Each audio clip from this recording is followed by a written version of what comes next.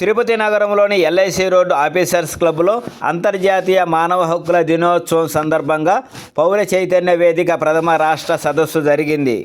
కార్యక్రమానికి తిరుపతి జిల్లా పౌర చైతన్య వేదిక అధ్యక్షులు వాకా ప్రసాద్ అధ్యక్షత వహించారు. ముఖ్య ఉపన్యాసకులుగా ప్రముఖ ఆర్థికవేత్త, రాజకీయ విశ్లేషకులు డాక్టర్ పరకాల ప్రభాకర్ విచ్చేశారు. ఉపన్యాసకులుగా సిపిడిఆర్ఎస్ జాతీయ ప్రధాన కార్యదర్శి ప్రొఫెసర్ కుంచె శ్రీధర్ విచ్చేశారు. ఈ కార్యక్రమం అధ్యక్ష ఉపన్యాసంతో ప్రారంభమైంది. ఈ కార్యక్రమానికి రాష్ట్రంలోని పలు జిల్లాల నుంచి ప్రతినిధులు హాజరయ్యారు. మన దేశంలో మానవ హక్కులు ఉల్లంఘన యథేచ్ఛగా సాగుతుంది. అందువల్లనే మానవ హక్కుల కోసం పౌరులు గొంతెత్తవలసిన అవసరం ఏర్పడుతుంది. దేశంలో అనేక ప్రజాస్వామిక పౌర హక్కుల, మానవ హక్కుల సంస్థలు ఏర్పడ్డాయి. మానవ హక్కుల పరిరక్షణ కోసం జాతీయ స్థాయిలో centre for protection of democratic rights and secularism సంస్థ పనిచేస్తుంది. ఆ సంస్థకు అనుబంధంగా అనేక జిల్లాల్లో పౌర చైతన్య వేదిక పనిచేస్తుంది. మా పౌర చైతన్య వేదిక కొన్ని లక్ష్యాలు, కర్తవ్యాల కోసం పనిచేస్తుంది. మా లక్ష్యాలు, కర్తవ్యాలు: పౌరులందరికీ విద్యా వైద్యం అందించడం ప్రభుత్వ బాధ్యత. కీలకమైన ఈ విద్యా వైద్య రంగాలన్నీ కార్పొరేట్ల చేతుల్లోకి వెళ్ళిపోతున్నాయి. ఫలితంగా విద్యా వైద్యం అంగడి సరుకులా మారుతుంది. రాజ్యాంగం నిర్దేశించిన ప్రకారం ప్రజలందరికీ ప్రభుత్వం విద్యాన్ని అందించాలని కోరుతున్నాం. నిరంకుశ చట్టాలను ఉపసంహరించుకోవాలి. రాజ్యాంగం కల్పించిన ప్రాథమిక హక్కులకు భంగం కలిగించే విధంగా ఉండే ఈ జాతీయ భద్రతా చట్టం, భద్రతా దళాల ప్రత్యేక అధికారాల చట్టం వంటి నిరంకుశ చట్టాలను ఉపసంహరించుకోవాలని కోరుతున్నాం. మనది మతాతీత లౌకిక రాజ్యం. పౌరులందరికీ భారత రాజ్యాంగం మత స్వేచ్ఛను, ఆరాధనా స్వేచ్ఛను కల్పించింది. పౌరులు ఏ మతమైనా విశ్వసించవచ్చు, ఏ భగవంతుడినైనా ఆరాధించవచ్చు. ప్రభుత్వం మైనారిటీ మతస్థులను అణచివేయడానికి వారిపై దాడులకు పురికొల్పుతుంది. మైనారిటీలపైన దాడులను అరికట్టి దేశంలో మత సామరస్యాన్ని కాపాడాలని కోరుతున్నారు. ప్రజల్లో శాస్త్రీయ ఆలోచనలు పెంపొందించాలని కూడా కోరుతున్నాం. దేశంలో అనేక చోట్ల దళిత, బలహీన వర్గాల మీద దాడులు జరుగుతున్నాయి. ఈ దాడులను ప్రభుత్వం అరికట్టాలని కోరుతున్నాం. ప్రచార మాధ్యమాల్లో హింస, అశ్లీలత విపరీతంగా పెరిగిపోతుంది.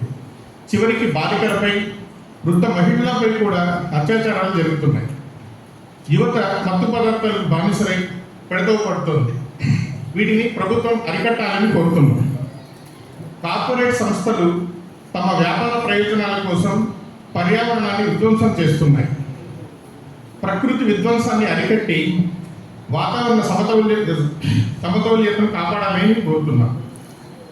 అమెరికా, యూరోప్ వంటి అభివృద్ధి చెందిన దేశాలు తమ ఆయుధ వ్యాపారం కోసం అభివృద్ధి చెందుతున్న దేశాల మధ్య యుద్ధాలను పురికొల్పుతున్నాయి. మన కళ్ళ ముందే యుద్ధోన్మాద ఇజ్రాయెల్ పాలస్తీనాను ధ్వంసం చేసింది.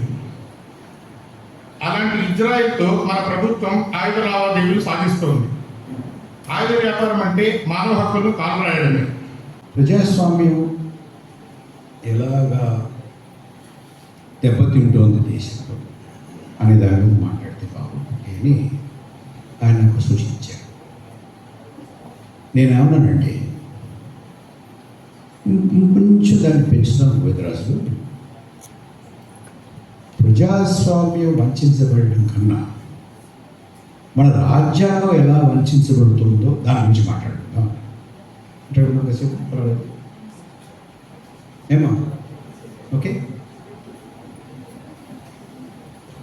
దానికన్నా ముందు మన రాజ్యాంగం ఎంత గొప్పదో ఒక విషయం చెప్పాలి.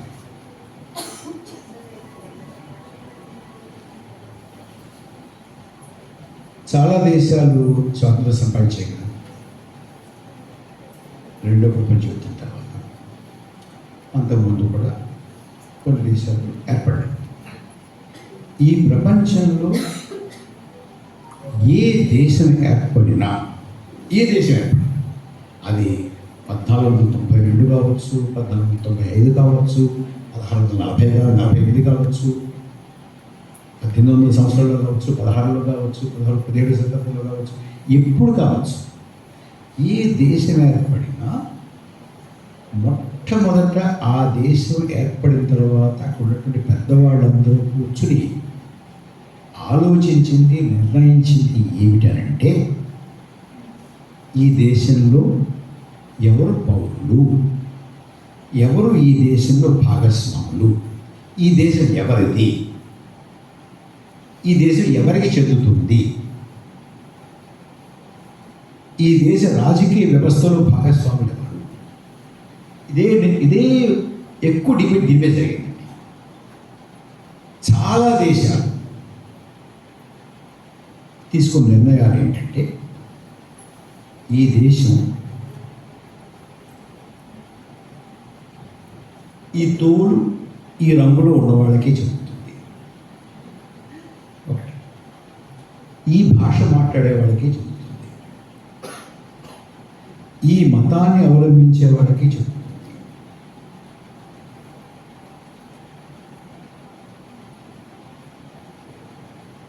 ఈ నైసర్గిక ప్రాంతంలో ఉన్నటువంటి వాళ్ళకి చెందుతుంది, ఈ సంస్కృతిని అవలంబించే వాళ్ళకి చెందుతుంది అనేది నిర్ణయం. మరి ఈ భాష మాట్లాడిన వాళ్ళు, ఈ సంస్కృతి అవలంబించిన వాళ్ళు, మీలాగా ప్రార్థించిన వాళ్ళు, మీ మతానికి చెందినటువంటి వాళ్ళు, మీ ప్రాంతానికి చెందినటువంటి వాళ్ళు, మీ రంగు కానటువంటి వాళ్ళు, వీళ్ళ సంగతి ఏంటి? ఏమిటి వీళ్ళేమైపోవాలి? గిడ్డే పెట్టి గిడ్డి వాళ్ళకి సంబంధం లేదు మనతో, మందిది వెళ్ళంటే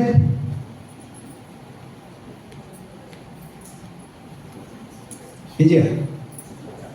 చెప్పి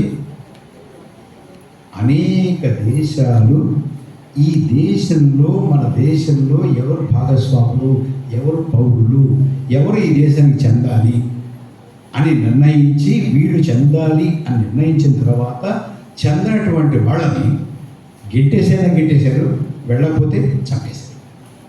అవునా? ఈ ప్రపంచంలో ఒకే ఒక్క దేశం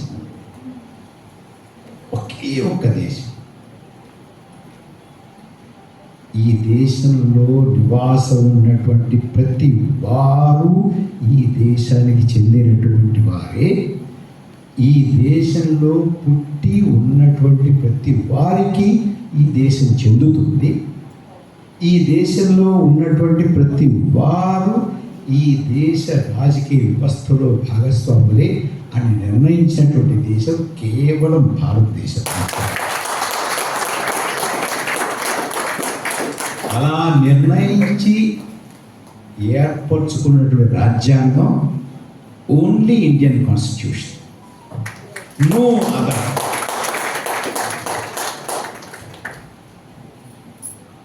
గొప్ప విషయం కదా.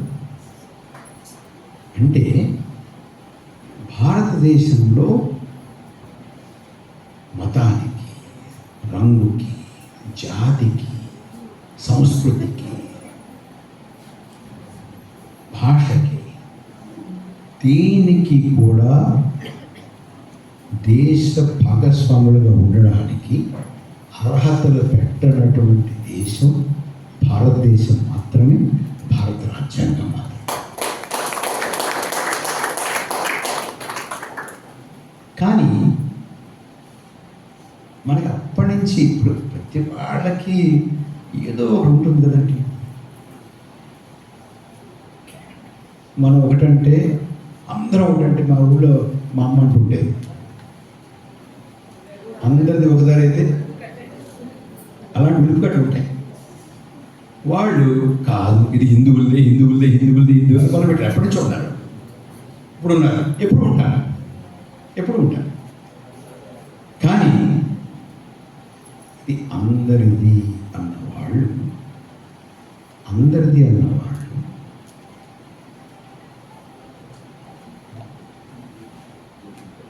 మీరు ఆగండి, ఈ దేశం అందరిది అని చెప్పి మన రాజ్యాంగాన్ని ఏర్పాటు చేశారు. రాజ్యాంగాన్ని ఏర్పాటు చేసేటువంటి నేపథ్యం చిన్నవారు గారు చెప్తాను, కొంచెం శ్రద్ధగా వినండి. స్వాతంత్రం ఎప్పుడు వచ్చింది? 47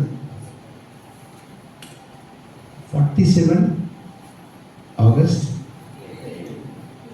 15. మన రాజ్యాంగ సభ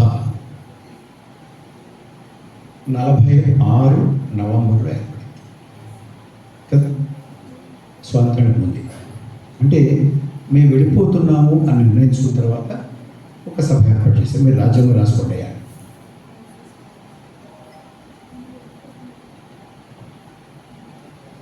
మన తర్వాత మన ముందు కొన్ని దేశాలు స్వాతంత్రం సంపాదించుకున్నాయి కదా, అది తెలుసు కదా మీకు.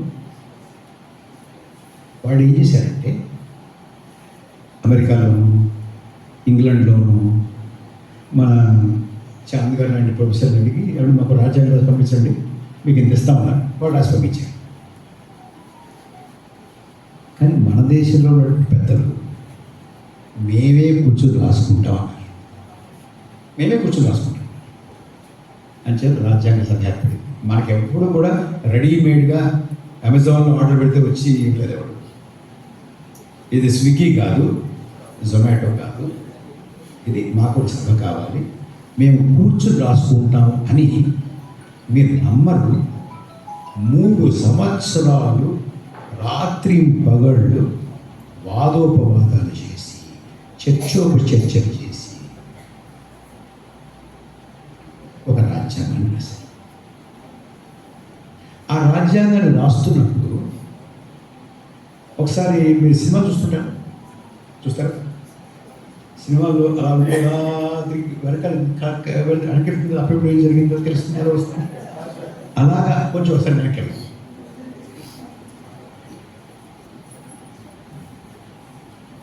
దేశాన్ని విభజించి 2 దేశాలు చేసి స్వాతంత్రం ఇచ్చి దండపిడి వెళ్ళిపోతాం అన్నారు అనుకుని, మరి దేశాన్ని విభజించాలంటే ఏం చేయాలి? ఎక్కడ విభజించాలి? మత ప్రాతిపదిక మీద విభజిస్తున్నాం కాబట్టి ఇక్కడ ఎక్కువ ముస్లింలు ఉన్నారు, హిందువులు ఎక్కువ ఉన్నారు, ముస్లింలు ఎక్కువ ఉన్నారు అనేది అక్కడ ఎక్కడ లైన్ గీయాలి? ఎక్కడో చోట లైన్ గీయాలి కదా. దానికోసం ఇంగ్లాండ్ నుంచి రాడ్క్లిఫ్ అని ఒక ఆయన తీసుకొచ్చారు.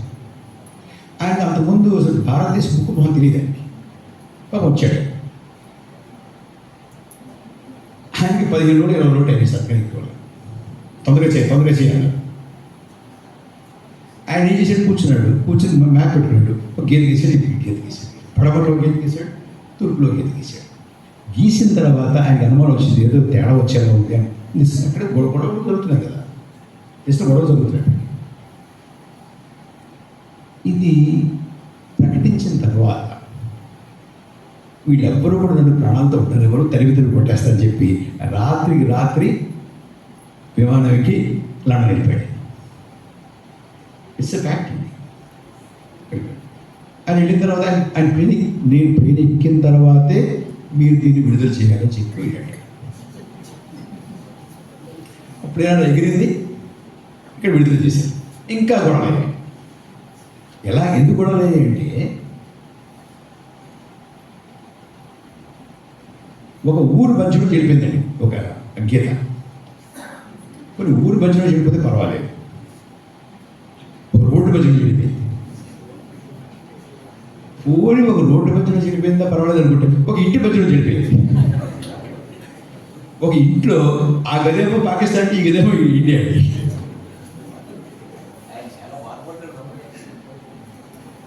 ఒక నది మధ్యలో చెడిపోయింది. నది మధ్యలో అది చేయగలమా? ఒక నుయ్యి మధ్యలో చెడిపోయింది. నుయ్యి ఉంది, నూతిలో ఆ సగమేమో పాకిస్తాన్, ఈ సగమేమో ఇండియా. అలా గీసేసి వెళ్ళిపోయాడు.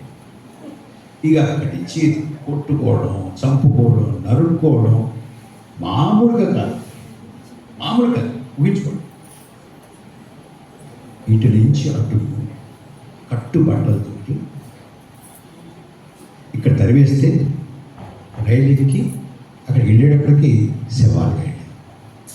అటు నుంచి కొన్ని వందల మంది వేల మంది కట్టుబట్టలతోటి రైలు ఎక్కి ఇటు వస్తే ఇటు వచ్చేప్పటికి సవాళ్ళగా వచ్చారు. బతికున్నవాడు మీరు వినండి ఇది జాగ్రత్తగా, అంటే ఇంత కంఫర్టబుల్ కాదు అది ఆ రోజుల్లో. కొన్ని వందల కుటుంబాలు, వేల కుటుంబాలు, అంటే ఉద్యోగాలు చేసుకుంటున్నటువంటి వాళ్ళు, వ్యాపారాలు చేసుకుంటున్నటువంటి వాళ్ళు, ఏదో ఫ్యాక్టరీలు నడుపుకుంటున్నటువంటి వారు, వ్యవసాయాలు చేసుకుంటున్నటువంటి వారు, ఇళ్ళు ఉన్నటువంటి వారు, పెద్ద పెద్ద ఇళ్ళు ఉన్నటువంటి వారు, వారు కూడా కట్టుబట్టుతోటి ప్రాణాలు అరచేతిలో పట్టుకొని వచ్చేసారు. ఇటు నుంచి అటు అటు ఇటు, సరే ఇటు కాసేపు ఇటు చూద్దాం, ఇటు వచ్చేసారు. వచ్చేటప్పుడు ఆ పరిగెత్తుకుంటూ వచ్చేటప్పుడు తల్లి, తండ్రి, కొడుకు, కోడలు, ముగ్గురు పిల్లలు బయలుదేరేటప్పుడు అందులో తండ్రి ఒకవైపు, తల్లి ఒకవైపు, కొడుకు ఒకవైపు, కోడలు ఒకవైపు, ఇద్దరు పిల్లలు అటువైపు, ఒక పిల్లడు ఇటువైపు, ఒకటి కాలు దిగిపోయి, ఒకటి చెవి దిగిపోయి, ఒకటి చేయి దిగిపోయి, ఒక కన్ను పోయి వచ్చి పడ్డారు. ఒకసారి ఊహించు వాళ్ళ పరిస్థితి, వాళ్ళ బాధ ఊహించు. వాళ్ళు వచ్చేటప్పటికి పెద్ద పెద్ద కాందేశీక శిబిరాలు ఏమంటే తెలుసు కదా మీకు, అన్నీ అక్కడే, పడుకోవడం అక్కడే, చేయడం అక్కడే, స్నానం చేయడం అక్కడే, అన్ని సమస్త కాలకృత్యాలు అక్కడే, ఎక్కడ ఎవరున్నారో తెలియదు, అంటువ్యాధులు. అలాంటి వాతావరణంలో కొన్ని వేల మంది వీళ్ళందరూ ఎవరిని తింటున్నారు? ముస్లింలు తింటున్నారు. అంతే కదా, వాళ్ళ వల్ల వచ్చేసాను, మమ్మల్ని తరివేశారు, మమ్మల్ని ఇంత ఇబ్బంది పెట్టేశారు అంటున్నప్పుడు రాజ్యాంగ సభ జరుగుతాం. ఊహించుకోండి, రాజ్యాంగ సభ జరుగుతాం. రాజ్యాంగ సభలో ఉన్నటువంటి ప్రముఖులందరూ కూడా ప్రభుత్వంలో కూడా ప్రముఖులు. అది నెహ్రూ కావచ్చు, అంబేద్కర్ కావచ్చు, పటేల్ కావచ్చు, పెద్ద పెద్ద వాళ్ళందరూ కూడా ప్రభుత్వంలో కూడా పెద్ద. అప్పటికి భారతదేశంలో స్థానిక సంస్థానాలు ఇంకా విలీనం కాదు. సుమారు 500 చిల్లర సంస్థానాలు. అవి ఉంటాయో తెలియదు, ఓడతాయో తెలియదు, మడవైపు ఉంటాయో తెలియదు, అటు విడిపోతాయో తెలియదు. ఇంత అల్లకల్లో కాశ్మీర్ ఇంకా ఏమవుతుందో తెలియదు, జునాగఢ్ ఏమవుతుందో తెలియదు, హైదరాబాద్ ఏమవుతుందో తెలియదు. మిగతా వాళ్ళు నెమ్మదిగా అక్కడక్కడ కొంతమంది వస్తే కొంతమంది రావట్లేదు. ఇంత అల్లకల్లోలమైనటువంటి దేశ పరిస్థితి, ఎవరు ఎక్కడున్నారో తెలియనటువంటి పరిస్థితి, ఏమవుతామో తెలియని పరిస్థితి. అసలు ఈ సంపాదించినటువంటి స్వాతంత్రం ఉంటుందా లేదా, చేదారిపోతుందా అనేటటువంటి ఒక భయం, ఒక ఆందోళన. ఆ పరిస్థితుల్లో ఇంత పెద్ద ఘోరమైనటువంటి పరిస్థితి, ఇంతమంది వచ్చి ఇక్కడ చేరిపోయినటువంటి పరిస్థితి. ఇటువంటి పరిస్థితుల్లో ప్రభుత్వాన్ని నడుపుకుంటూ ఏదో చేసుకుంటూ, అప్పటికి ఇంకా మొత్తం సైన్యం అంతా మన చేతిలో రాలేదు. ఎందుకంటే సైన్యాన్ని ఆదేశించేటువంటి పెద్ద పెద్ద ఉన్నతాధికారులు అంతా ఇంకా బ్రిటిష్ వాడే, పోలీసుకి ఇంకా ఎన్నో ఉన్నతాధికారులు అంతా బ్రిటిష్ వాడే.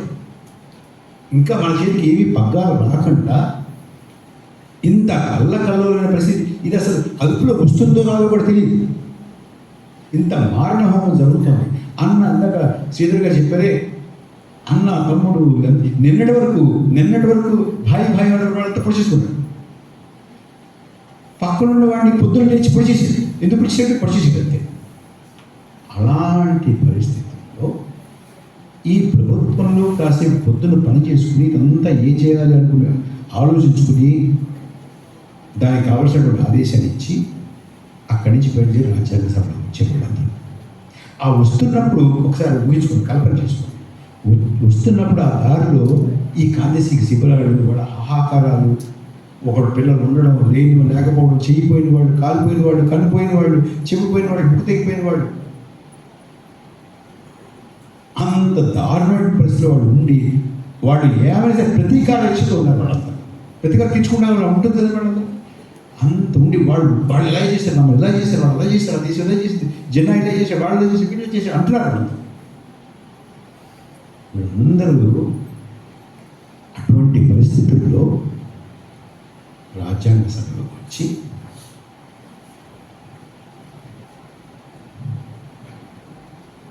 ఈ దేశం అందరిది అన్నారండి. గొప్ప విషయం.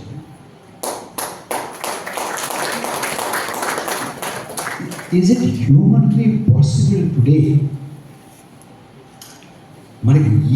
లేకుండానే వాడు దుర్మార్గుడు దుర్మార్గుడు వాడు దుర్మార్గుడు అలా ఉన్నాడు ఇలా ఉన్నాడు వీడికి తీసేవాడు చెప్పే అంటున్నారు. ఆ పరిస్థితుల్లో మన పెద్దలు ఈ దేశంలో అందరూ ఉండాలి, అందరూ సమానంగా ఉండాలి, అందరినీ గౌరవించాలి, అందరూ పౌరులే, అందరూ ఇందులో భాగస్వాములే అన్నారంటే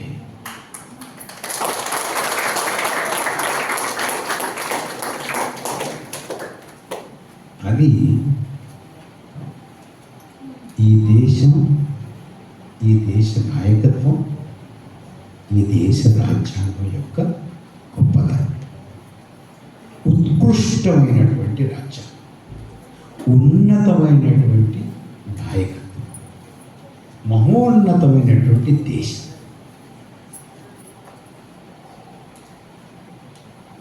మిగతా వాళ్ళందరూ, మిగతా అన్ని దేశాలు కూడా మన దేశంలో ఎవరు పౌరులుగా ఉండాలి, ఎవరు భాగస్వాములుగా ఉండాలి, ఈ దేశం ఎవరికి చెందాలి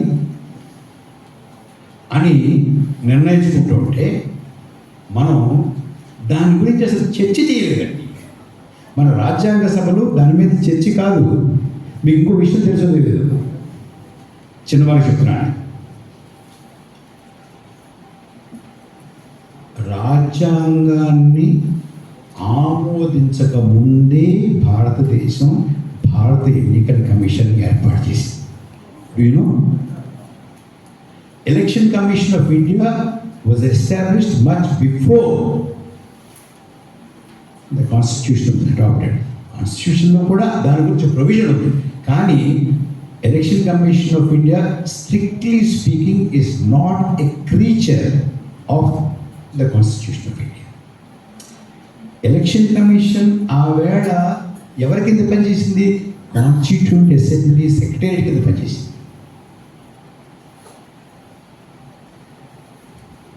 ఆ వేళ దేశంలో సగటు అక్షరాస్యత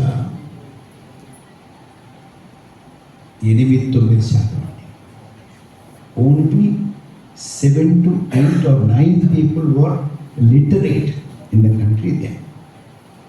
ఇవాళంతా 70-72 ఎంత ఉంటాయి కదా, 7-8. మగవాళ్ళది 12, ఆడవాళ్ళది 7 ఎంత, సగటున 2 కలిపి. అప్పుడు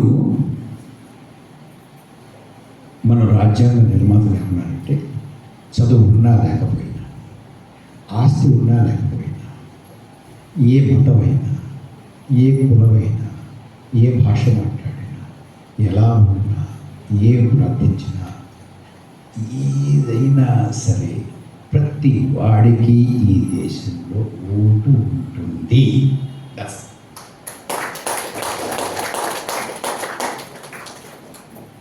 ఇవన్నీ ఎందుకు చెప్తానంటే, వస్తాను ఎస్ఐఆర్ దగ్గరికి, దాని దగ్గరికి వస్తాను, 2 నిమిషాలు వస్తాను.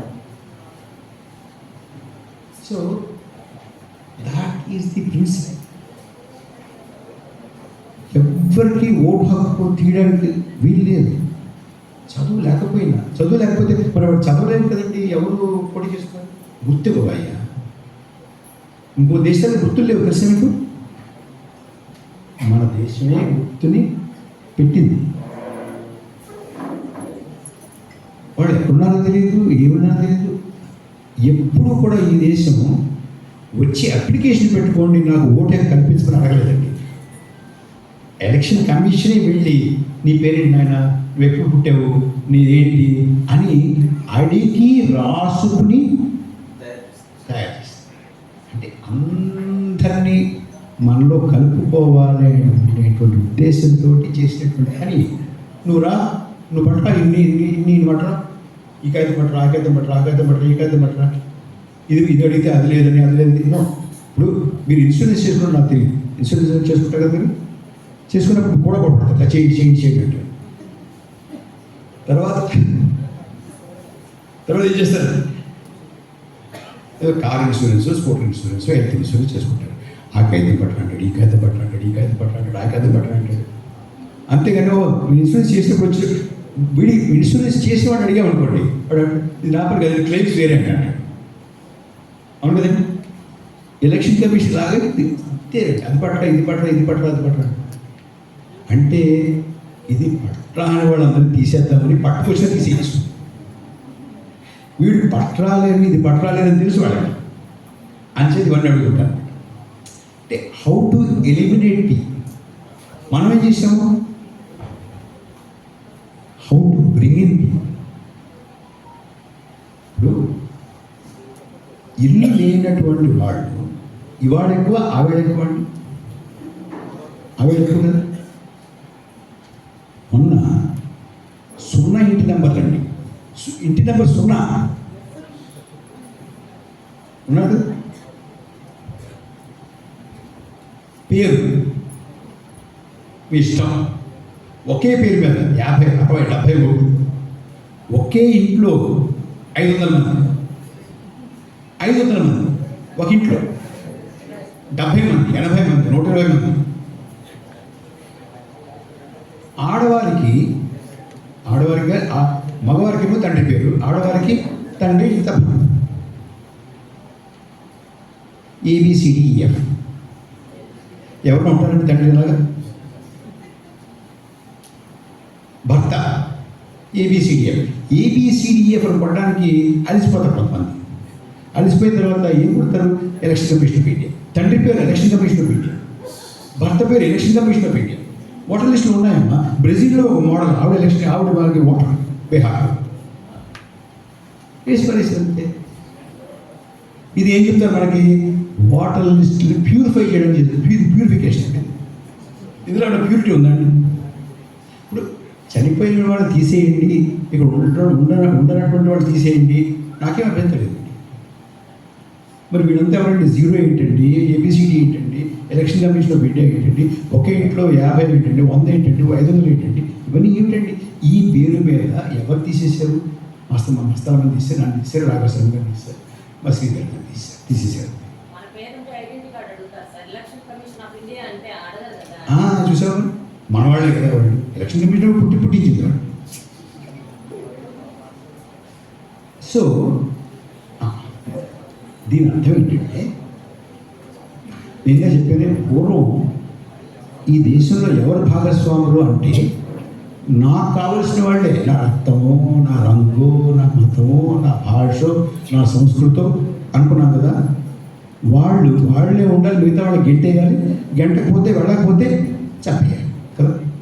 ఇప్పుడు ఇదేమిటి తెలుసండి, ఇప్పుడు గెంటేస్తే కష్టం, గొడవవుతుంది. చంపేస్తే ఇంకా కష్టం, రక్తపాతం. ఒక పౌరుణ్ణి చంపాలంటే ఏం చేయాలంటే, ఓటు తీసేసేవాళ్ళు, ఇంకే పౌరుడు ఏ ఉండదు కదా, అర్థమైందా? So SIR is nothing but A bloodless political genocide. Bloodless political genocide. రక్తపాతం లేకుండా రాజకీయంగా చేసేటటువంటి నరమేధం SIR. Nothing less. ఇది భారతదేశం ఒప్పుకోకూడదు. నెమ్మదిగా అంటే ఒకేసారి చేద్దామని ట్రై చేశారండి. ఇప్పుడు కొంత బాగుంది, హుషారు వస్తుంది. ఒకేసారి చేశారనుకోండి, మనం గగ్గోలు పెట్టేసాం. మా శ్రీధర్ రెడ్డి గారు ఊరుకోరు. CAA NRC అన్నారనుకోండి, ఊరుకుంటారా? మా రాఘవశర్మ గారు ఊరుకుంటారు, మా మస్తాన్ ఊరుకుంటుందా, లేకపోతే మా శ్రీధర్ గారు ఊరుకోరు. తోకముడి చేతులు పెట్టిపోయారు. ఇది ఎలా చేయాలి? ఏదో రకంగా పట్టాలి, ఇలా పట్టించారు. మా చిన్నప్పుడు మా స్కూల్లో కాలేజీలో అనుకుంటారు, మా మాస్టర్ పాట చెప్పారు. ఆయన ఏం చెప్పేవారంటే, ఆయన ఏం పాట చెప్పినా, ఇప్పటికీ ఆయన చెప్పిన పాటలు నేను మర్చిపోవట్లేదంటే కారణం ఏంటంటే, ఆయన ఏం చెప్పినా కూడా ఒక చిన్న కథ చెప్పి పాట చెప్పారు. అది పోదండి. చెప్పరా?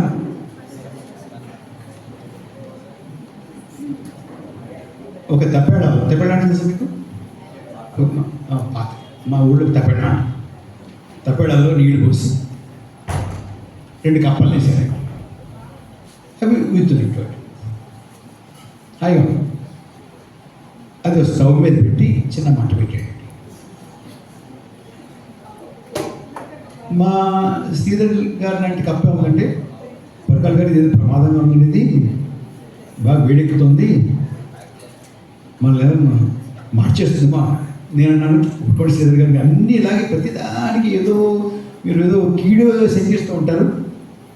ఇందాకే చల్లగా ఉంది, ఇప్పుడు వచ్చారు బాగా కదా, మంచిగా ఉంది, హాయిగా ఉంది. వందే భారత్ రైళ్ళు వస్తున్నాయి, బాగా రోడ్లు వేస్తూ ఉన్నారు. అసలు భారతదేశం విశ్వ గురువు అంటున్నారు. ఎంత బాగుంది, చక్కగా ఉంది కదా, గచ్చగా ఉంటుంది. ఇంకొంచెం పెరగానే శ్రీధర్ గారు ఏమన్నారు, అమ్మో ఇందాకటికైనా పెరిగింది పరకాల గారు, ఏదో ప్రమాదంగా మీరు ఇలాగే అంటారండి, ఇందాకంటే బాగుంది, ఇప్పుడు ఇంకా వెచ్చగా. మనం పుల్వామాలో కొట్టాము, అలా కొట్టాము, పాకిస్తాన్ని ఇష్టపడి దాన్ని ఇది చేసాం, ఇంకా బాగుంది. నేను బాగుందంటే ఆయన బాగుంటుంది అంటాడు, బాగుందంటే ఆయన బాగుంటుంది అంటాడు. చివరికి ఇద్దరు కలిసి మాట్లాడారు. అదే మా ఇద్దరిని కలిపి మరుగుతున్న నీళ్ళు వేసేవాడికి టకాపు దూకేస్తా బయటికి కదా, ఉండవు. అంచేత ఇప్పుడు ఏం చేస్తారంటే వీళ్ళు నెమ్మదిగా ఒకసారి ఇది, ఒకసారి అది, ఒకసారి ఇది, ఒకసారి ఇది, ఒకసారి అది, ఒకసారి ఇది.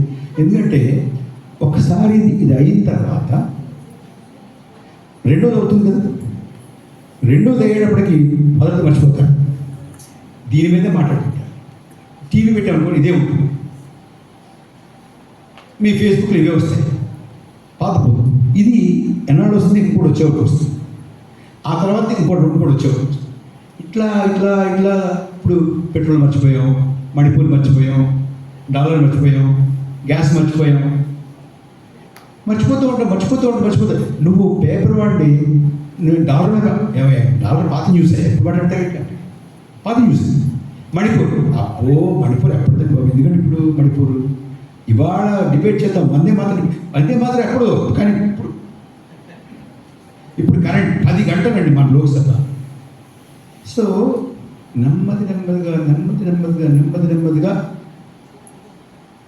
అంచేత మిత్రులారా, ప్రజాస్వామ్యం ఒక్కసారి నరికివేయబడదు.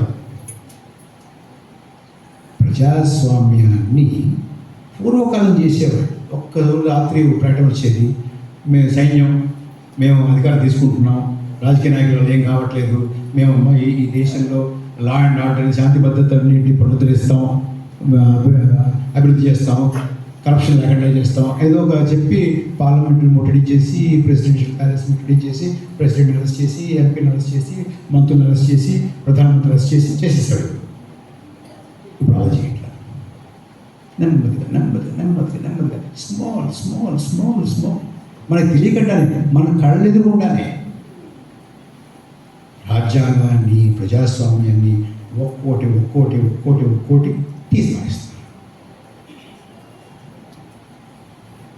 ఇది ఇవాళ మనం ఎదుర్కొంటున్నటువంటి సమస్య.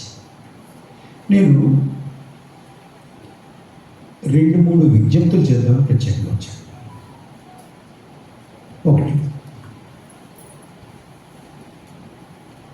కొంతమంది ఏమో పౌరుల హక్కుల కోసం పోరాడతారు, కొంతమంది కార్మికుల కోసం పోరాడతారు, కొంతమంది బాలికల విద్య కోసం పోరాడుతూ ఉంటారు, కొంతమంది బాల కార్మిక వ్యవస్థ రద్దు చేయాలని పోరాడుతూ ఉంటారు, కొంతమంది పర్యావరణం గురించి పోరాడుతూ ఉంటారు, కొంతమంది చేనేత కార్మికుల గురించి పోరాడుతూ ఉంటారు, కొంతమంది రిక్షా కార్మికుల గురించి పోరాడుతూ ఉంటారు, కొంతమంది ట్యాక్సీ డ్రైవర్ల గురించి పోరాడుతూ ఉంటారు, కొంతమంది మార్కెట్లో కూరగాయల వ్యాపారం చేసే వాళ్ళ హక్కుల కోసం పోరాడుతూ ఉంటారు. రకరకాలుగా పోరాడుతూ ఉంటారు. ఇందాక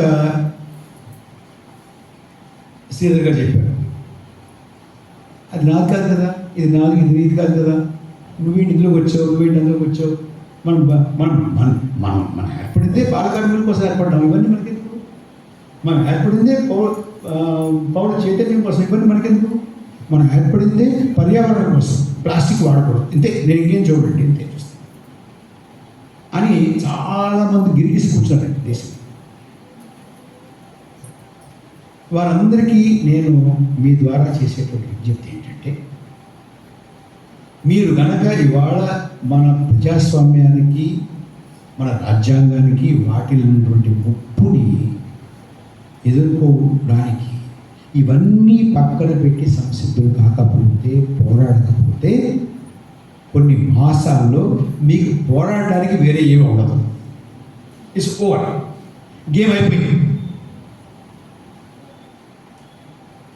సో ప్లీజ్ అండర్స్టాండ్, ఒక్కడ అర్థం చేసుకోండి. మీకు ఇప్పుడు మనకి ఇంట్లో పెళ్ళి వచ్చింది అనుకోండి, మిగతా ఎన్ని పనులు పక్కన పెడతాం కదా. చావు వచ్చింది, అన్నీ పక్కన పెట్టి అదే చూసుకుంటాం కదా ముందు.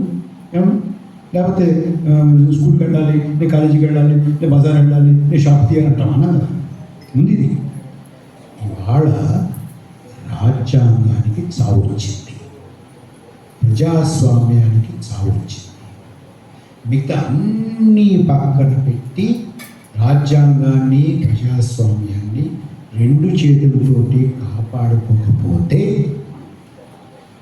మన ఉనికి, మన మనుగడ ఉండదు అని చెప్తాను వచ్చాను. నేను మిమ్మల్ని భయభ్రాంతులు చేసే ఉద్దేశంతో రాలేదు. ఉన్న పరిస్థితి మీకు చెబుదామని వచ్చాను. దయచేసి మీరు చిన్నవారు కూడా ఆలోచించాలి. ఎందుకంటే చిన్నవారు మీరు ఆలోచించాలి. మేము కూర్చున్నామండి, మీరు మీరు మీరు విమానాశ్రయం చూశారు కదా, ఎయిర్పోర్ట్ చూశారు కదా. ఎయిర్పోర్ట్లో రన్వే ఉంటుంది, రన్వే అవుతుంది కదా. మాకు మా ముందున్న రన్వే తక్కువ, మా వెనకాల రన్వే ఉంటుంది. మీకు మీ ముందున్న రన్వే ఎక్కువ. సో రన్వే మీద ఇంకా దూరం వెళ్ళాల్సింది మీరు, మేము కాదు. మా రన్వే అంతా వెనకాల, మాది అయిపోతుంది. So please understand this. It is not something that you can take lightly. ఏదో జరుగుతుందో, పెద్దలు పడతారులే, మనకి ఎందుకు వచ్చింది, మన గొడవలో మనం మన ఫేస్బుక్ మనం చూసుకుంటాం, మన ఇన్స్టాగ్రామ్ మనం చూసుకుంటాం, మన ట్విట్టర్ మనం చూసుకుంటాం, మన స్విగ్గీ మనకు బాగానే ఉంది, మన ఇది బాగానే ఉండాలి. Please don't make that mistake. ఇంకోటి, ఇప్పుడు ఇలా వాగుతున్నాను కదా, నేను మాట్లాడుతున్నాను కదా, ఏదో ఎంతసేపు మాట్లాడినాను. ఇప్పుడు నాకు 54 నిమిషాలు అయింది. కానీ ఇలా మాట్లాడేటటువంటి అవకాశం ఇలాగే ఉంటుంది అని మాత్రం నాకైతే ఏ భ్రమ లేదు. సీరియస్. ఏ నిమిషంలో ఈ లోపలికి వెళ్ళిపోతాడు, ఏ నిమిషంలో ఆయన లోపలికి వెళ్ళిపోతాడు, ఏ నిమిషంలో ఆయన లోపలికి వెళ్ళిపోతాడు, ఈయన వెళ్ళిపోతాడు. మీరు ఈ సభకు వచ్చారు కాబట్టి మీలో కొంతమంది వెళ్ళిపోతాడు. No jokes, I'm telling you. నన్నండి పూణేలో Gokhale institute of economics and political science వాళ్ళు లెక్చర్ పిలిచారు. నేను ఇక్కడ చదువుకున్నాను కాబట్టి నేను వెళ్ళి అక్కడ మాట్లాడి వచ్చిన ఒక వారం రోజుల్లో ఆ గోఖలే ఇన్స్టిట్యూట్ డైరెక్టర్ని డిస్మిస్ చేశారు, సస్పెండ్ చేశారు. అంటే ఎందుకు సస్పెండ్ చేశారు? నువ్వు పరకాల ప్రభాకర్ పిలిచేవో సస్పెండ్, ఇది బాగలేదు, అది బాగలేదు, ఇది ఏదో చేయలేదు, అదేదో చేయలేదు, ఇది ఏవో చెప్తారు. ఇది నేను చేయలేదు, ఇది నేను బాధ్యుడు కాదు అని ఎవరు నిరూపించుకోవాలి? అతను నిరూపించుకోవాలి, అంతే కదా.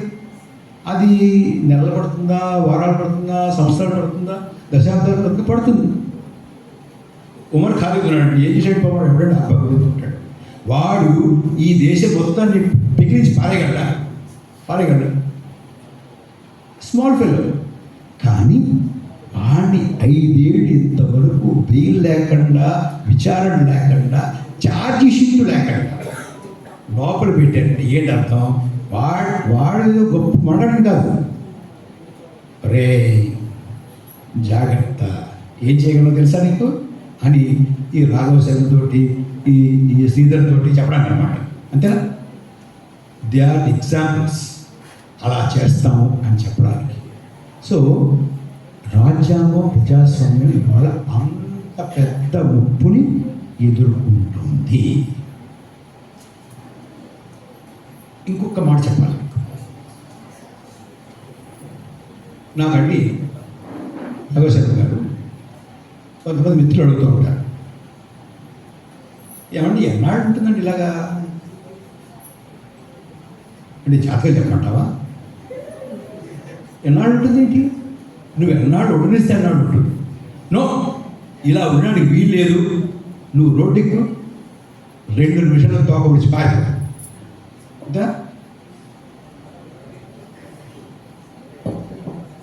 సో ఎన్నాళ్ళు ఉంటుంది అని విశ్లేషణ కాదు,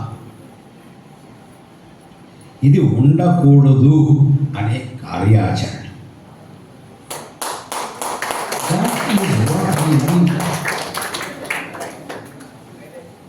మీరు క్రికెట్ చూస్తారా? ఇష్టమే? క్రికెట్ చూసి ఏం చేస్తారు మీరు?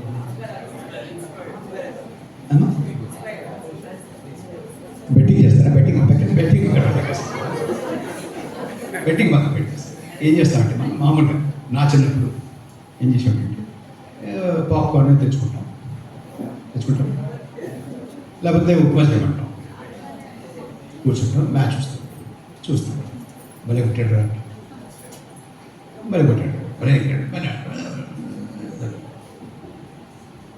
అయిపోతుంది.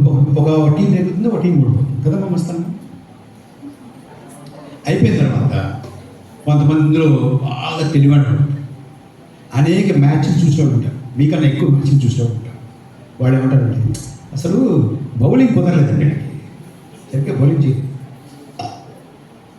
అసలు ఆ బ్యాట్స్మెన్ చూసారా, వాడు 2 డౌన్ రాకూడదు, 3 డౌన్ రావాలి. ఓపెనింగ్ అలాంటి బ్యాట్స్మెన్ ఇస్తారండి ఎవడైనా? టీం సెలక్షనే రాంగ్ అండి, టీం సెలక్షన్ రాంగ్. అసలు పిచ్ ఏంటండి? అసలు బాగాలేదు, పిచ్ బాగాలేదు. ఆ పిచ్ ఫాస్ట్ బౌలింగ్ పిచ్ కాదండి, ఫాస్ట్ బౌలింగ్ పిచ్ కాదండి, ఫాస్ట్ బౌలర్స్ పెట్టాడండి, స్పిన్నర్స్ పెట్టాలి. ఇట్లా మాట్లాడుతుంటారు కదా, మాట్లాడతారా? అది ఎప్పుడు మాట్లాడతాము? మనకి సంబంధం లేదు, రెండు టీంలు ఆడుతున్నాయి అప్పుడు. కానీ ఇక్కడ దేశంలో జరుగుతున్న రాజకీయాలు మన రాజకీయాలు మనవి. మనం ఇక్కడ కూర్చుని క్యాండిడేట్ సెలక్షన్ జరగలేదండి, క్యాండిడేట్ మనుషులు పెట్టుకుని దిగేవాడు, ఈ క్యాస్టోడ్ పెట్టాలి, ఆ క్యాస్టోడ్ పెట్టారండి, ప్రచారమే సరిగా లేదండి. వాళ్ళు ఎంత ప్రమాణం ప్రచారం చేశారు, ఇటు చూడండి ఎలా చేశాడు. ఇది కాదు, ఇది మన స్పెక్టేటర్గా వినోదం చూడడం కాదు. వాడు ఇలా ఆడుతున్నారు, ఇలా ఆడుతున్నారు, ఇలా అన్నారు, అలా అన్నారు, వీడు ఎంత ఖర్చు పెట్టాడు. మరి 1000 రూపాయలు చెడ్డోటికి ఇక్కడ 500 ఇస్తారా? కుదరదు. దీంట్లో 1000 రూపాయలు ఇచ్చినా 500 ఇచ్చినా ప్రజాస్వామ్యం నగ్గాలి. ఇది మీ లక్షణ, వాళ్ళ లక్షణ, వాళ్ళ కోసమా మన కోసమా? ఇది మన కోసం. Please leave this spectator mentality. This is another thing. నేను మిమ్మల్ని చేతులు జోడించి ప్రార్థించడానికి వచ్చాను. ఈ పౌర చైతన్య వేదిక అనే దానికి ఏదైనా సార్థకత ఉండాలంటే మీరు ఈ స్పెక్టేటర్ మెంటాలిటీని వదిలేయాలి,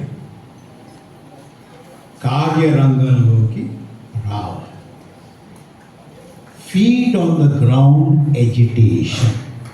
ఈ SIR మాకొద్దు, ఈ బూటకం ఎన్నికలు కాదు, సరైనటువంటి ఎన్నికలు పెట్టండి.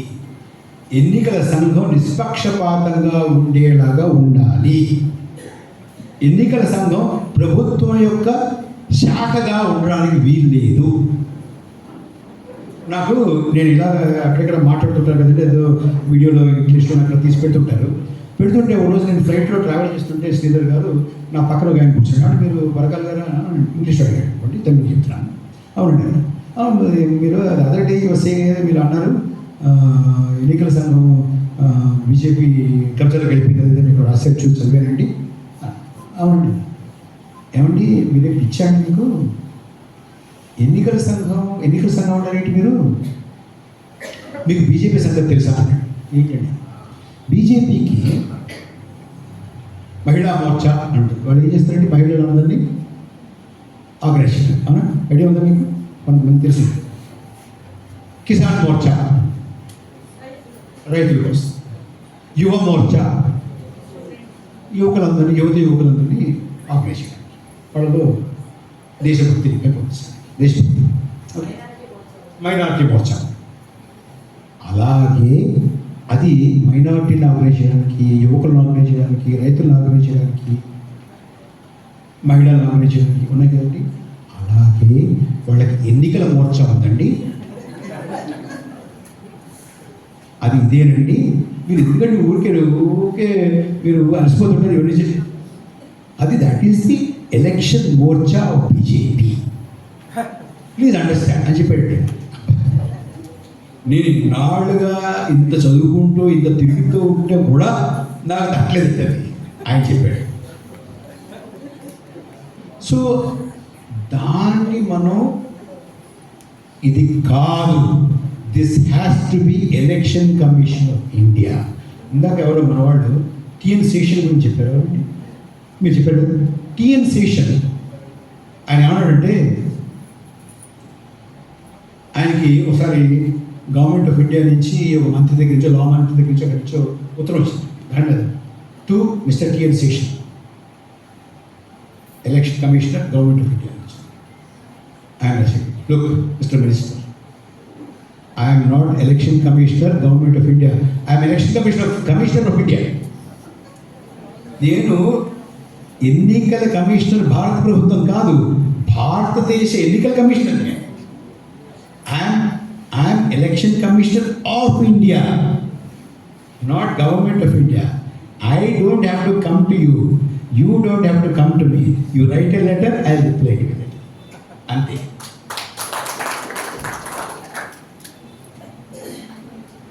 ఆ స్థితిలో ఎలక్షన్ కమిషన్ ఉండాలి అని ఉద్యమించకపోతే యు ఫినిష్డ్. ఓటు హక్కు నీ పౌరసత్వాన్ని రుజువు చేసుకోవాల్సినటువంటి అవసరం లేకుండా ఇదివరకు నుంచి ఎలా ఉందో అలా ఉంటేనే ఎన్నికలకు వెళ్తాము, ఎన్నికల్లో ఉంటాము.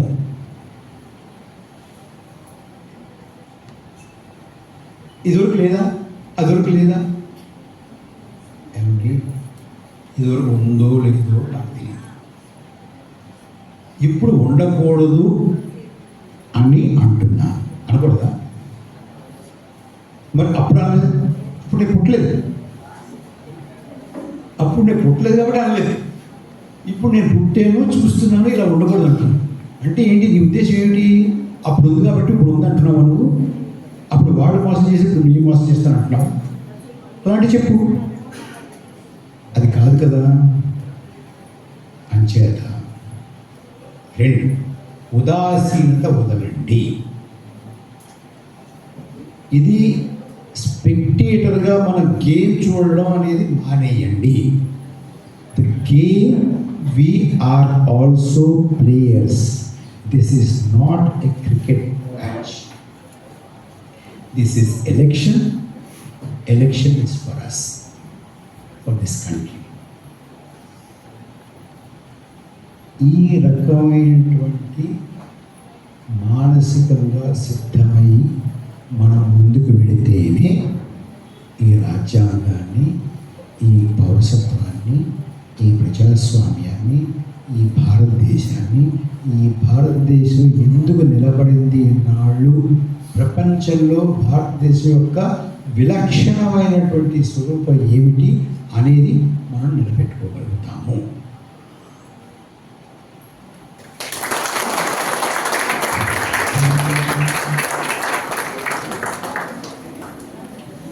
నాకేమనిపిస్తుందంటే వీళ్ళు ఈ ఎస్ఆర్ని తీసుకొచ్చింది గతంలో ప్రవేశపెట్టవలసినటువంటి ఎన్ఆర్సి, సిఐఏ ఏవైతే ఉన్నాయో ఎక్కడైతే విఫలమయ్యారో దాన్ని తీసుకురావడానికి బ్యాక్ డోర్ నుంచి ఇది ఒక ఎజెండా, హిడెన్ ఎజెండా. అందుకే కదా ఎలక్షన్ కమిషన్ తప్పుల మీద తప్పులు చేస్తుంది. ఎన్ని మిస్టేక్స్ చేసిందండి ఎలక్షన్ కమిషన్? దానికోసం ఏడీఆర్ అనే సంస్థ, అసోసియేషన్ ఫర్ డెమోక్రాటిక్ రిఫార్మ్స్, డిక్టోరేటివ్ Prashant Bhushan representing attending that supreme court ఎన్నోసార్లు బెంచ్ వేసి కూర్చుంటున్నారు.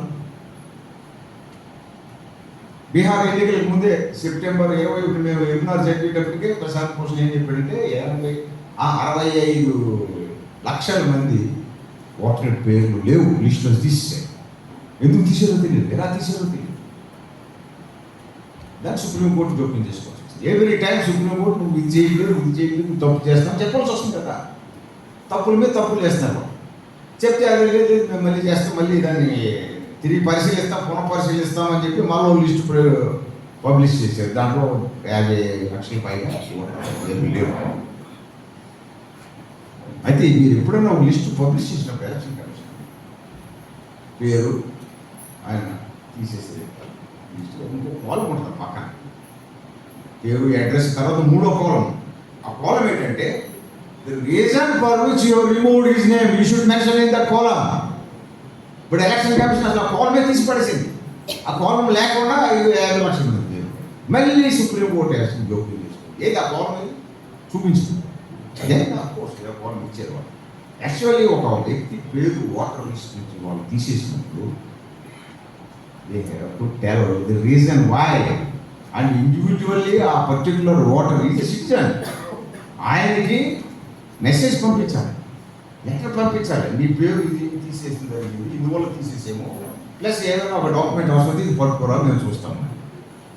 యాక్చువల్లీ ఈనాడు ఎస్ఐఆర్ చదువుతున్నప్పుడు మేము సిపిడిఆర్ఎస్ తరఫున నేను ఇంకొక అడ్వైజర్ కలిసి దాదాపు అన్ని రాష్ట్రాల్లో ఉన్నటువంటి యూనిట్లు, ఎప్పుడైతే ఢిల్లీలో సంస్థ ప్రారంభమైందో రాష్ట్ర వ్యాప్తంగా యూనిట్స్ అని ఏర్పడినాయి కొద్దిమందితో. No problem. ఏ పెద్ద ఉద్యమైనా కూడా ఇప్పుడు కొద్దిమందితోనే problem. If the line is correct, if it reflects the social interest, ఆ కొద్దిమంది మరింత ఎక్కువ ఉంది. This my personal experience. 4 3 ఇద్దరితో ప్రారంభమైంది, ఇప్పుడు అనేక మంది విస్తరిస్తారు. సో మేము అన్ని రాష్ట్ర కమిటీలతో యూనిట్లతో మాట్లాడినప్పుడు తెలిసి బయట వెస్ట్ బెంగాల్లో వీళ్ళు ఏదో ఎన్యూమరేషన్ ఫామ్స్ అని ఇచ్చేస్తున్నారు, అది ఫిల్అప్ చేయమంటారు. అరే రెక్కాడతాయి కానీ దొక్కాడడం వల్ల ఎంతమంది ఉన్నారండి, వాళ్ళకి అసలు చదువు రాదు, చదవకపోవడం రాదు, ఆ ఫార్మ్ ఎలా ఫిల్అప్ చేయాలో తెలియదు, అసలు ఫార్మ్ ఫిల్అప్ చేయాలనే విషయమే తెలియదు చాలా మందికి. ఈవెన్ ఎడ్యుకేటెడ్ పీపుల్ ఉన్నట్టునో. ఎంపీలో డాక్టర్ పద్మ అని ఒక సైంటిస్ట్, షీ టోల్డ్ మీ, ఆమె ఏం చెప్పిందంటే వాళ్ళ అబ్బాయి ఇది సాఫ్ట్వేర్ ఎంప్లాయీ, ఆయనకి తెలీదు ఇలాగా తను ఎమ్యులేషన్ ఫార్మ్ రాసి ఫిల్అప్ చేయలేకపోతే వాడికి ఓటర్ కార్డు ఇవ్వడం అనేది. సో అక్కడ వెస్ట్ బెంగాల్లో హెల్ప్ డెస్క్ అని అరేంజ్ చేశారు సిపిడిఆర్ఎస్ వాలంటీర్స్ టు హెల్ప్ చేయడానికి. ఫస్ట్ ఆఫ్ ఆల్ ఎస్ఐఆర్ మనం వ్యతిరేకించాం. ఎస్ఐఆర్ సరైనది కాదు. వ్యతిరేకించినప్పుడు కూడా ప్రభుత్వం దాన్ని ఇంపోజ్ చేసి రుద్దుతున్నప్పుడు అసలు ఇది సరిగ్గా లేదని ఎవరు దాన్ని ఫిల్అప్ చేయకుండా వదిలేస్తే అనేక కోట్ల మంది తీసేస్తారు, లక్షలాది మంది తీసేస్తారు. సో ఇన్స్టిట్యూట్ చేసుకోవాలి. Vote is right, it is citizens right. 1955 ఎవరెవరైతే భారతదేశంలో ఉన్నారో బై న్యాచురలైజేషన్ వాళ్ళందరూ కూడా ఓటర్లే. ఓటర్ లిస్ట్ ఎవరు తయారు చేసింది? గవర్నమెంట్ తయారు చేసి ఇచ్చింది. నువ్వు తయారు చేసి ఇచ్చిన లిస్టుని మళ్ళా నువ్వు తిరిగి అప్లై చేయాలని అడిగేటువంటి హక్కు లేదు ప్రభుత్వానికి. ఎస్, కొన్ని డూప్లికేట్ ఓటర్లు ఉండొచ్చు, కొంతమంది చనిపోయి ఉండొచ్చు, కొంతమంది ట్రాన్స్ఫర్ అయి ఉండొచ్చు, కొంతమందికి మైనారిటీ తీర్పు మెజారిటీ వచ్చి ఉండొచ్చు. These are all inclusions and deletions. ఈ ఇంక్లూజన్ డిలీషన్స్కి అక్యురసీ ఆల్సో టోల్డ్. దానికోసం మీరు ఎస్ఐఆర్ పెట్టవలసిన అవసరం లేదు. దానికి summary revision. What is the summary revision? Booth level officer వీళ్ళు ఇంటికి వెళ్తారు, ఒక ఫారం పడిపోతారు. ఇదిగో ఈ అడ్రస్లో ఈ పేర్లు కనబడుతున్నాయి, మీరు అంతా ఇక్కడ ఎవరో ఉన్నారా లేదా, టిక్. చనిపోయాడు అంటే క్రాస్. ఒకవేళ ఇక్కడ నుంచి ట్రాన్స్ఫర్ అయిపోయిందంటే క్రాస్. మెజారిటీలో ప్రవేశించే మా అబ్బాయి అమ్మాయి అంటే టిక్. ఎక్స్ట్రా అప్లై చేయాలి. అలాగే మ్యారేజ్ అయింది, మా భార్య ఇక్కడ ఉంటుంది అంటే ఆ భార్య కూడా బాగుంది చేసుకుని వెళ్ళిపోతాడు. ఆ ఫార్మ్స్ ఉంటాయి, ఫార్మ్ 6 7 వాటర్ బిల్ చేసుకుంటాడు. ఆ ఆసామి ఎవరైతే ఇవన్నీ కరెక్ట్ అని చెప్తాడో ఆయన సంతకం పెట్టాడు. ఆయన నాకు అన్నీ తెలిసి నేను కరెక్ట్గా ఇన్ఫర్మేషన్ ఇచ్చాను. సపోజ్ ఆయన ఏమైనా రాంగ్ ఇన్ఫర్మేషన్ ఇచ్చాను అనుకోండి, దెన్ ఆయన పట్టుకుని అరెస్ట్ చేయండి, మీరు పట్టుకుని విచారించండి ఎందుకు తప్పుడు ఇన్ఫర్మేషన్ ఇచ్చేవాడిని. అక్కడ ఎవడో మన దేశ జాతీయుడు కానివాడు, మన సిటిజన్ కానివాడు బయట నుంచి వచ్చిన దుష్పీడిగా లిస్టులో ఉన్నాడు అంటే దానికి సంబంధించి ఎలక్షన్ కమిషన్ గారు అడగాల్సింది. దానికి సంబంధించి ఎవరో పురుగువాడో లేకపోతే ఆ పక్కింటోడు ఎవరో కంప్లైంట్ ఇస్తే ఈయన గత దశాబ్దాలు ఓటు వేస్తున్నాడంటే కానీ ఇక్కడ కాదు అని కంప్లైంట్ వచ్చినప్పుడు ఆ police people come. Then election commission should note it and report to the foreign tribunal.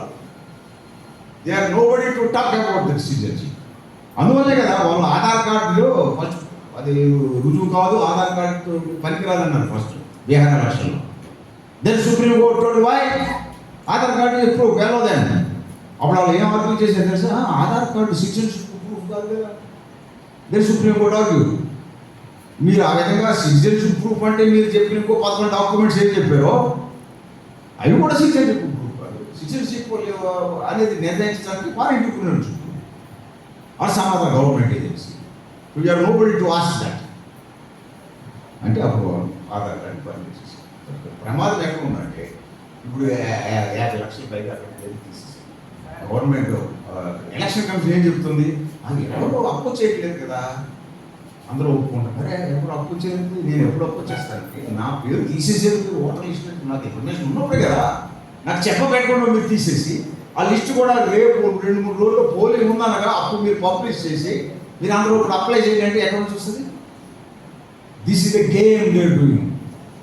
ఈ ఎస్ఐఆర్ కొంతమంది మేము రాష్ట్రాలతో మాట్లాడుతూ కన్ఫ్యూజన్ ప్రజల్లో వాళ్ళు ఎదుర్కొన్నది ఏంటంటే చాలామంది అమాయకంగా అమాయకత్వంతో తెలియక ఎస్ఐఆర్ నష్టం ఏముంది తెలిసిపోద్ది కదా, ఎవరెక్కడ ఎవరు బయట వాళ్ళని.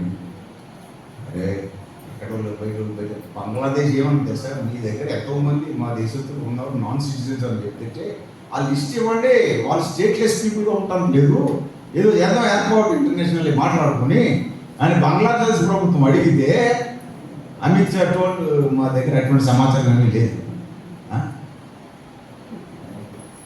దెన్ సో ఇదంతా కూడా ఒక గేమ్, ఇది ఒక వంక ఒక షాప్గా చూపించి ఏది పారేదానికి ఎవరైతే తమకు వ్యతిరేకమో ముస్లిమ్స్, దళితులు, మైనారిటీలు, క్రిస్టియన్స్, అంతేకాకుండా నాన్ మైనారిటీస్ అయినప్పుడు కూడా ఎవరన్నా వారికి వ్యతిరేకంగా మాట్లాడతారు, ఓటు వ్యతిరేకంగా వెళ్తుంది అనుకుంటే వాళ్ళందరినీ కూడా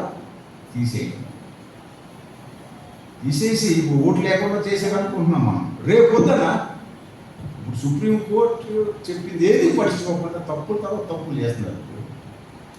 రేపు పొద్దున ఒక 5 సంవత్సరాలు పోయాక ఓటర్ కార్డులు తీసేసి మీకు ఓటర్ కార్డు లేవు కాబట్టి మీరు ఎవరు కూడా సిటిజన్స్ కాదు, మీరు అంతా కూడా డిటెన్షన్ సెంటర్కి వెళ్ళిపోవాలని చెప్తే మళ్ళా తిరిగి పెద్ద పోరాటం చేసి వస్తుంది కదా.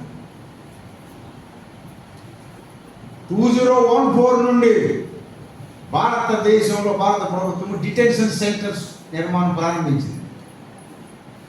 డిటెన్షన్ సెంటర్ అంటే ఈయన ఇల్లీగల్ అంటే చొరబాటుదారుడు, ఈయన ఇమిగ్రెంట్ లీగల్ కాదు, లేదా ఈయన నాన్ సిటిజన్, చూద్దాం వాళ్ళు ఉంచడానికి బిల్డింగ్స్ అస్సాంలో 7 కట్టలేదు, వెస్ట్ బెంగాల్లో కూడా ఉన్న బిల్డింగ్స్, కర్ణాటకలో ఉన్నాయి, 7 రాష్ట్రాల్లో బిల్డింగ్స్ కట్టుకుని రెడీగా ఉన్నారు అప్పటి నుంచి.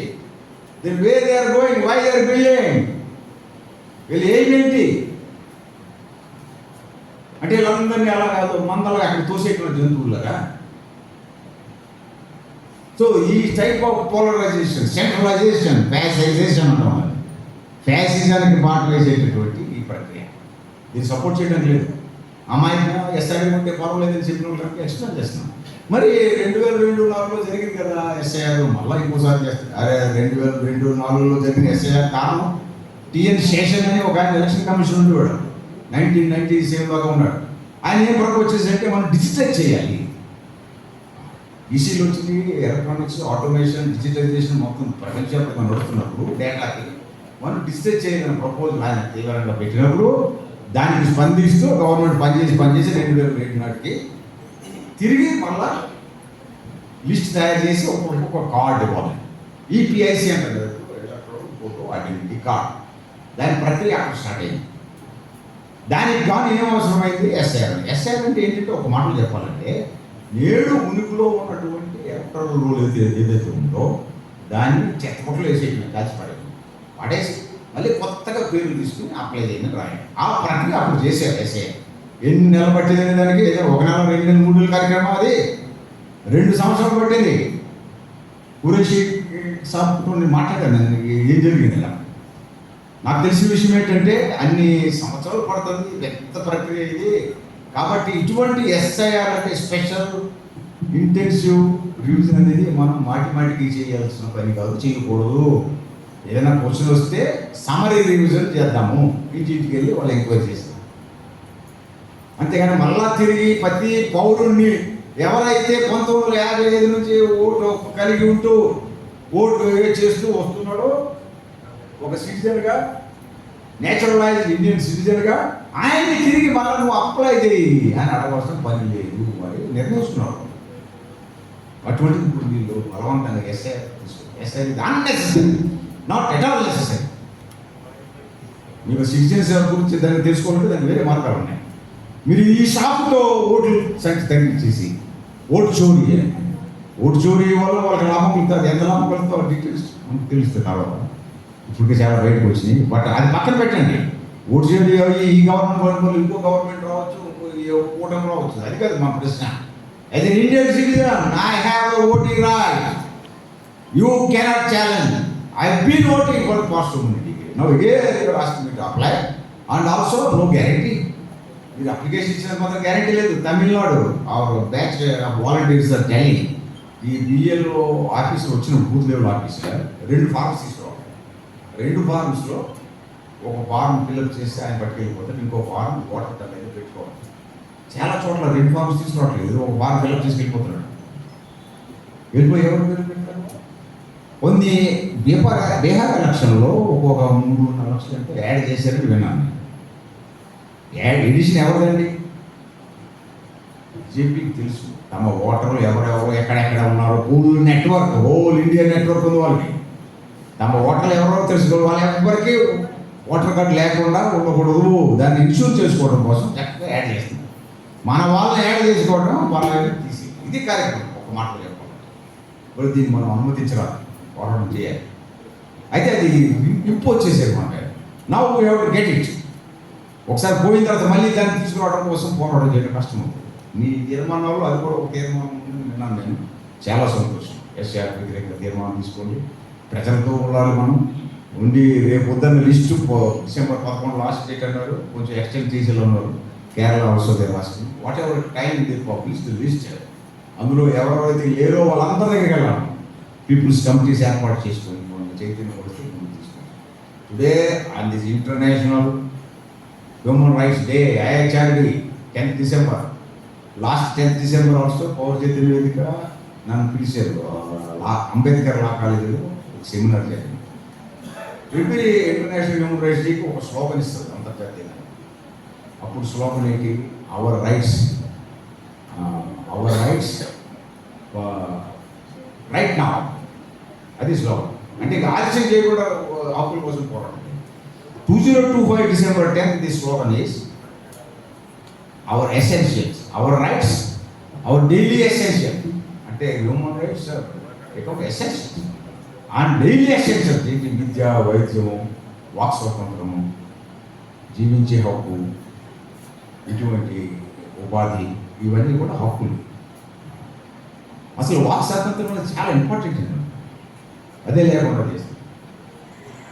మీకు తెలుసు వాల్టేర్, వాల్టేర్ రెనెసాన్స్ పునరుజ్జీవనం యూరోప్లో ఆయన చాలా ముందు బాగా ఉన్నారు. ఆయన చెప్పిన కొటేషన్ ఆయన ఏమంటాడంటే, I disapprove strongly what you say. But I will fight unto my death for your right to say so. అంటే నువ్వు చెప్పిన దాన్ని నేను విభేదించవచ్చు, పూర్తిగా విభేదించవచ్చు. అయినప్పటికీ నీకు ఆ హక్కు ఉండడానికి నువ్వు చెప్పగలుగుతుంది చెప్పే హక్కు ఉండడం కోసం నా ప్రాణాలు కొట్టి నేను పోరాటం చేస్తాను. This is democracy. ఇది లేదు ఒకసారి ఉంటుంది. విద్యా ఉద్యోగం గురించి నేను మాట్లాడను, మీకు అందరికీ తెలుసు. ఎక్కడా లేదు విపరీతమైనటువంటి నిరుద్యోగం. అసలు ప్రజాప్రభుత్వం కాదు ఇది. ఇప్పుడు ఇది ఇండిగో చేసినటువంటి క్రైసిస్ సంక్షోభం ఏం చేసింది గవర్నమెంట్? వారు కోట్లు లాభాలు సంపాదించుకుంటున్నారు. మౌకా దేకే ఫాయిదా కొట్టాను అనుకుంటుంది ఏంది దాంతే అంటే అవకాశం చూసి ఇదే ఆధారంగా శత్రువుని మట్టు పెట్టేది, చిత్రవద చేసేదని చెప్తారు కదా. సో ఇండిగో చేసిన అలా ఉంది. ఇదే ఆధారం అని చెప్పి ఒక్కొక్క టికెట్ 6,000, 5,000, 70,000, 80,000 చేశారు. అంటే ప్రజలు శత్రువుగా చూసుకుంటారు అంతే కదా. బలహీన పరిస్థితిలో ఉన్న ప్రజలు నట్టి విడిపోయేటట్టుగా పడుతున్నారు. అంటే వాట్ ఈస్ దిస్? సో ఇది ప్రో డెమో పీపుల్ యాటిట్యూడ్ లేదు ప్రభుత్వానికి. ప్రో డెమోక్రటిక్ కాదు. అయితే అక్కడ సమస్య ఏంటంటే రేపు పొద్దున మనం ఈ బీజేపీని మార్చేసి గద్దె దించేసి మరొక పార్టీ కూటమి అధికారం తీసుకొస్తే మన సమస్యలు తీరిపోతాయని అనుకుంటే మనం చాలా భ్రమలో ఉన్నట్టే. ఈ భ్రమే ప్రధాన కారణం సమస్యకి కారణం మన యొక్క శత్రువుల దగ్గర బలం ఉంది, ఆయుధాలు ఉన్నాయి, జనబలం ఉన్నది అని, అధికార బలం ఉంది అనేది కాదు. I remember Tolstoy told, the power of the rulers lies in the ignorance of the people.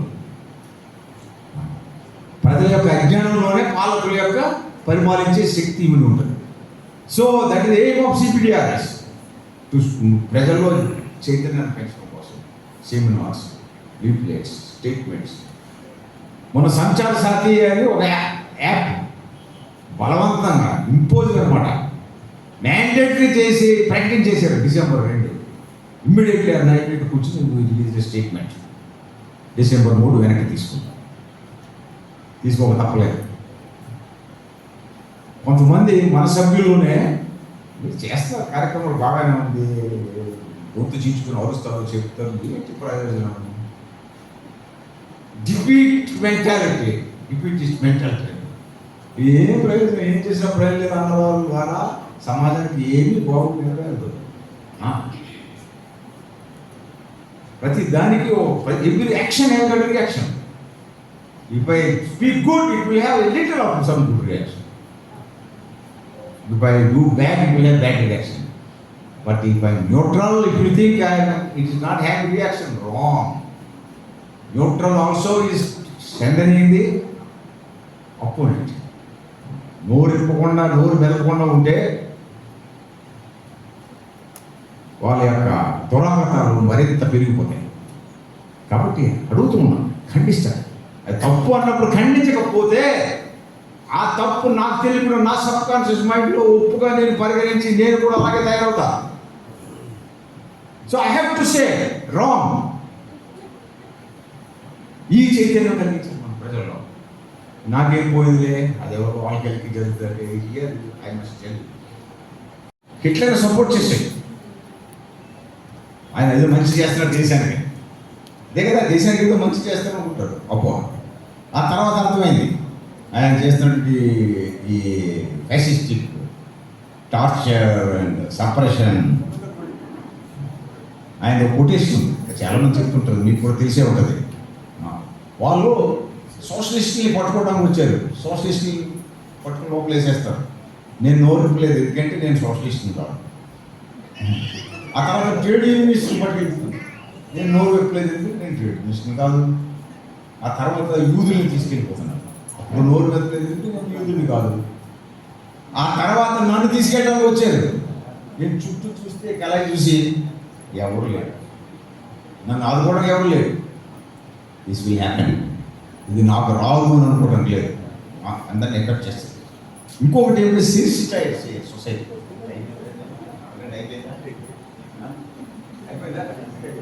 Just ముగించేస్తాను. ఈ సిన్స్ టైప్ చేయాలి సొసైటీలో, ఇది నిర్లిప్తంగా ఇండిఫరెంట్ యాక్షన్ అది బాగా పెరుగుతుంది సమాజం. 1980లో కేరళలో ఒక పేద కుటుంబం, ముగ్గురు కుమార్తెలు, తండ్రి అటు నుంచి పెళ్లి చేయలేకపోతున్నాడు కాబట్టి వీళ్ళు పెళ్ళి అవ్వట్లేదు. ఊరి తీసుకుని ముగ్గురు మూకమ్మడిగా ఆత్మహత్య చేసుకున్నారు. సమాజం దాన్ని చూసి చాలా బాధపడింది, దిగ్భ్రమ చెందింది, బాధపడింది, ఖండించింది. ఇలా జరగకూడదు. ఎక్కడ చూసిన న్యూస్ దొరికింది అదే న్యూస్. మరి అలాగే ఏం జరుగుతున్నాడు ఇప్పుడు రోజు రోజుకి? అలవాటు పడిపోయి, ఈ అలవాటు పడిపోవడం అనేది డీసెన్స్ అంటే మన థిక్ స్కిన్ అయిపోతుంది. జర్మనీలో ఆ ఫ్యాసిస్ట్ కిరాతకాలు జరుగుతున్నప్పుడు ఒక పోయెట్ ఒక ఎక్స్పీరియన్స్ ఎప్పుడో చదివాను, ఏ జ్ఞాపకం లేదు. ఆయన ఏమంటాడంటే, ఈ కిరాతకులు వీధిలోకి వచ్చేసి అందరిని చంపేసి మహిళల్ని పైన అత్యాచారం చేస్తూ రేపులు, మానభంగాలు, వారి యొక్క మర్మాంగాలను పూసేయటము, రైతులతో పొడవటం, ఇవన్నీ చేస్తుంటే వాళ్ళు అరుపులు వాళ్ళు వస్తున్నారు అంటే అందరూ కిక్కి వేసేసుకున్నాం. నేను కూడా కిక్కి వేసేసుకున్నాను, పై అనిపిస్తాను. ఒకరోజు ఎందుకో నాకు ఏం చేస్తానంటే చూడమనిపించింది. తీసి చూసి చెబుతున్నాను, విపరీతమైన ఉద్రేకం, కోపం, రక్తం ప్రవహించింది. ఏదైనా చేయలేదు, అంత కోపం వచ్చింది. మళ్ళీ రెండో రోజు కూడా అదే జరుగుతుంది, కిటికీ తీసింది, అదే సీన్, అంత కోపం రాలేదు. మూడో రోజు తీసినప్పుడు కోపం బదులు ఇంకా చేరుచున్న వాళ్ళు ఏం చేస్తారు అనేటటువంటి ఒక విధమైనటువంటి very unholy curiosity it came in మీ.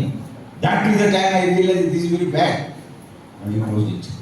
నేను ఎందుకు చెప్తానంటే, ఒకే చెడు విషయం మరలా జరుగుతున్నప్పుడు దానికి సంబంధించి వ్యతిరేకత నేను వ్యతిరేకించాలి, ఇతరుల చేత వ్యతిరేకించేలా చేయాలి.